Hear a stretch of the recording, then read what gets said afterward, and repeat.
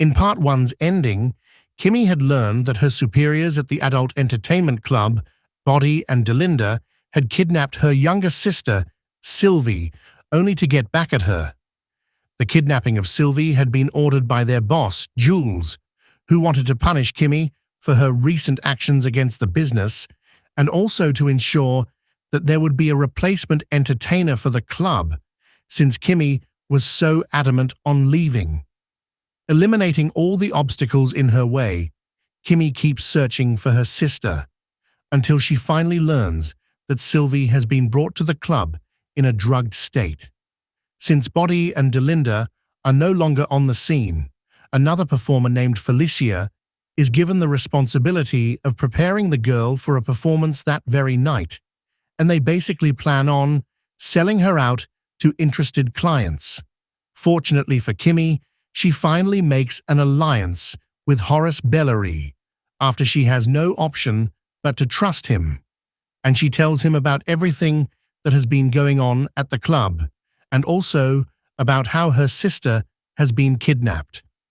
Horace agrees to help her out, and he drives towards the club, since Kimmy is being looked for by Jules and his associates, meaning that she herself cannot participate in the rescue operation.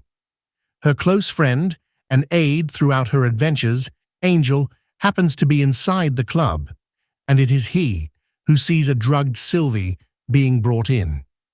Angel informs Kimmy right away, and he tries to hide the young girl inside one of the closets before Horace agrees to help and makes a plan to rescue her. Since Horace frequented the club earlier, he knew of the parking lot behind the establishment, where only customers who paid huge amounts of money were allowed to enter. The parking lot was essentially an unofficial brothel, as customers could pay extra to get intimate with the performers from the club, and it was in this very way that Horace had gotten close to Angel. At present, Horace proposes to go to the same parking lot and ask for a young woman to keep him company, and he tells Kimmy to relay this information to Angel. It would then be Angel's responsibility to ensure that Sylvie would be brought out to Horace's car, and from there, they would have to improvise how to exit the place with the girl.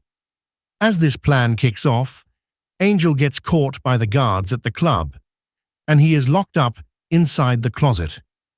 But since Felicia or her associates do not know who Horace actually is, they treat him like a regular customer looking for a young girl, and they readily hand over Sylvie to him. This is an immense success for Kimmy, who is also in the vicinity of the club in her car, and so she tells Horace that they should not let go of this chance. Despite the chaos that it would cause and the terrible danger that it would pose for them, Kimmy advises Horace to simply drive his car out of the parking lot, with Sylvie still inside, and assures him that she will create a distraction by slamming her car through the fence. Once the man agrees to the plan, Kimmy throws all caution to the wind and drives her car straight into the parking lot, making everyone at the place scatter in fright. This gives Horace enough time to escape with Sylvie, but Kimmy gets caught by Jules instead. Despite once again being in considerable trouble, Kimmy and Angel are ultimately rescued from the club by Horace once the latter realizes that the protagonist has not made it out of the parking lot. As soon as she is out, Kimmy brings Sylvie into a different car and drives to the hospital in order to ensure that the effects of the drug her sister had been given would not have any serious effects on her. In Beauty in Black's ending, Kimmy is reunited with Sylvie, and although it leads to a few difficult confrontations, the sisters are more than happy to be together once more. Sylvie tells off her sister for having lied to her for so long, since Kimmy used to tell her mother and sister that she was working as a nurse and doing quite well in life. By the end, though, Kimmy apologizes to Sylvie for having told her all these lies and also for having left her with their cruel mother and abusive stepfather, and the younger sister apologizes to her for the mistakes.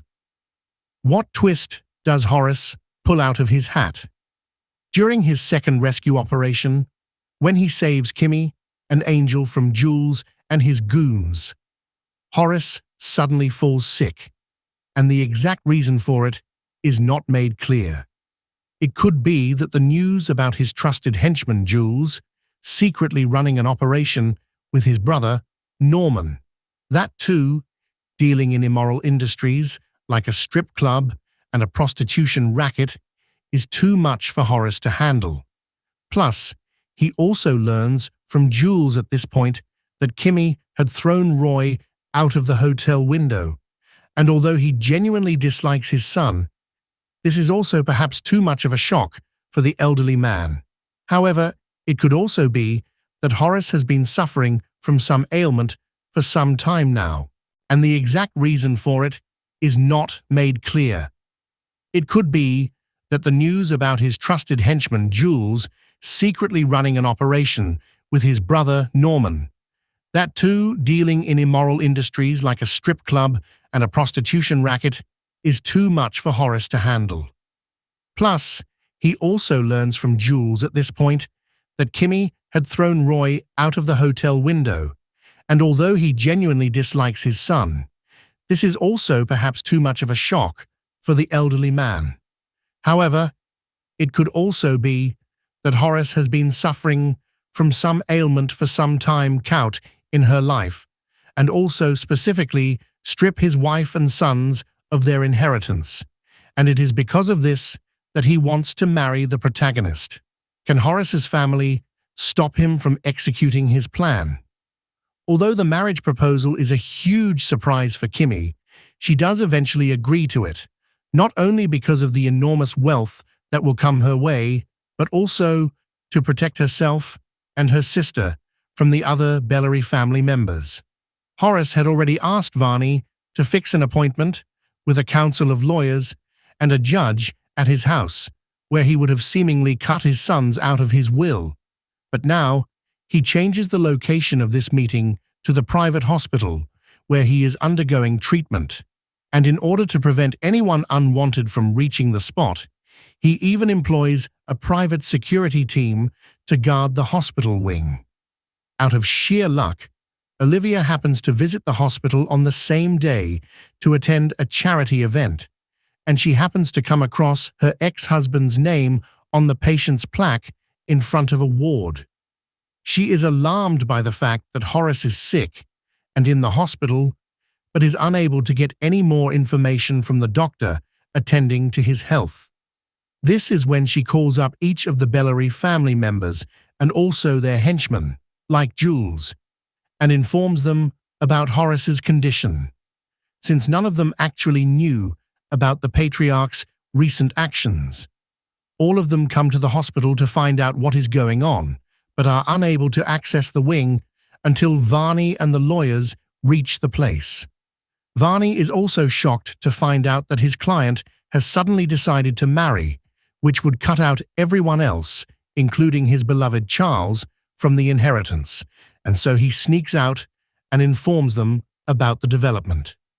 The family members rush into the ward angrily, but they are unable to do anything to stop Horace from executing his plan. Horace had already been prepared for this outburst, and so he had seemingly already signed the necessary documents. Although we do not technically see Horace and Kimmy getting married at the end of Season 1, the man does announce to his family that Kimmy is going to be the latest addition to the family, and also that she is going to be the new boss of the Beauty in Black business. What happens to Angel? Beauty in Black Season 1's ending also introduces a completely new and arguably unnecessary plotline when Sylvie suddenly notices a seemingly dead body inside the car when she is being driven to the hospital. As revealed later on a news program, the body belonged to an elderly man whose daughter, a certain Mrs. Lakeland, had stopped by the road earlier when she saw a crashed car hanging dangerously from a bridge. Although Mrs. Lakeland had stopped to help the passengers in the car, the vehicle was actually being driven by one of Jules's men, and he was taking Kimmy to the club. Kimmy had used this chance to escape in the helpful woman's car, and the elderly man had supposedly remained in the back seat from then on.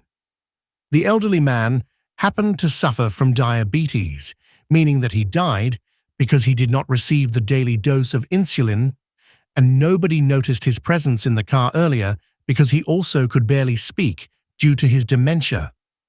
Therefore, by the time Kimmy used the same car to take Sylvie to the hospital, the man had died in the back seat. But significantly, Mrs. Lakeland was married to a dangerous criminal named Daniel Lakeland, who has quite a notorious reputation in the city.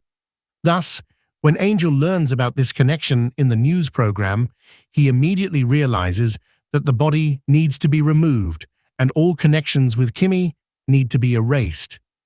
Since Mrs. Lakeland had already informed the police about the carjacking she had experienced, a $100,000 reward has been announced for information about the missing man.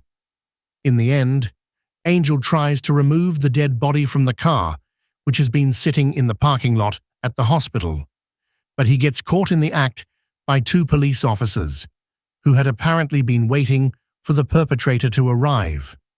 Angel seemingly gets arrested on suspicion of being the carjacker and therefore the murderer, and his fate is left unclear in the end.